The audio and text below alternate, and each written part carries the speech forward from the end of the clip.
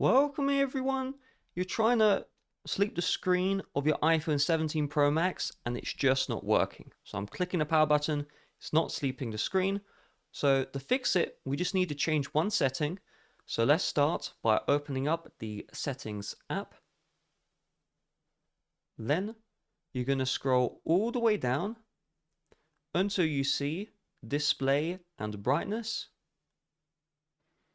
Then scroll all the way down until you see the always on display option. And we just want to turn this one off. It really is that simple. Now real quick, if you found this video useful, it really would mean the world to me if you hit the like button down below and just left a comment saying, hey, I found this video useful, thank you. Reason being, YouTube don't promote my videos like they used to, and any engagement goes so far. If you have any questions, any concerns, just let me know in the comment section. I'll try my best to get back to you. Have a nice rest of your day. Bye bye.